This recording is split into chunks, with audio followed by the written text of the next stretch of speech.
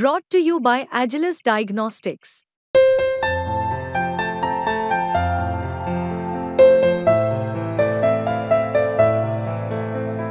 Agilus Diagnostics.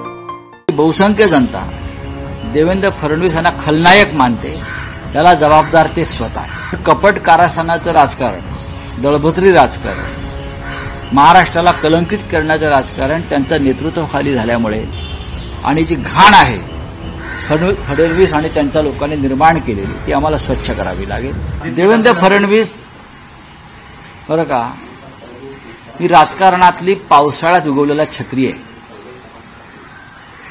तसं आता राजस्थान, मध्य प्रदेश वगैरे अनेक भागामध्ये मुख्यमंत्री नेमले गेले, कोणाला माहीत नाही.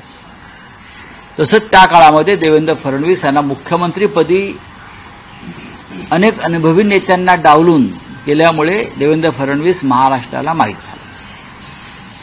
देवेंद्र फडणवीस यांना नेतृत्व करण्याची चांगली संधी प्राप्त झाली होती, पण कपट कारस्थानाचं राजकारण, दळभद्री राजकारण, महाराष्ट्राला कलंकित करण्याचं राजकारण त्यांच्या नेतृत्वाखाली झाल्यामुळे त्यांनी महाराष्ट्र कलंकित केला आणि आज महाराष्ट्र त्यांचा द्वेष करतो.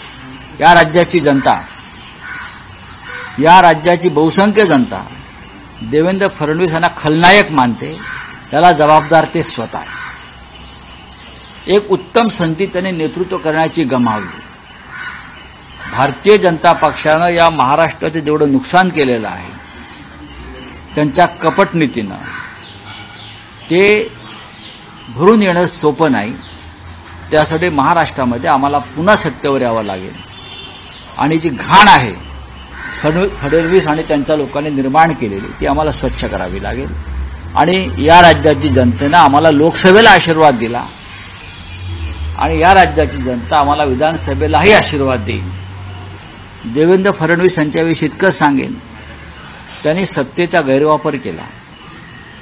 आपल्या विरोधकांना बदनाम करण्यासाठी, खतम करण्यासाठी, तुरुंगात टाकून राज्य करण्यासाठी त्यांनी गृह खात्याचा गैरवापर केला. त्यांच्या अवतीभोवती असे लोक आहेत भ्रष्ट, कलंकित, व्यभिचारी.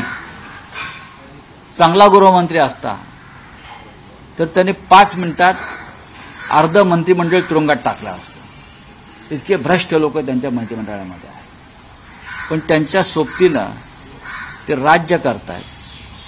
हे महाराष्ट्राला, महाराष्ट्राच्या संस्कृतीला शोभणारं नाही.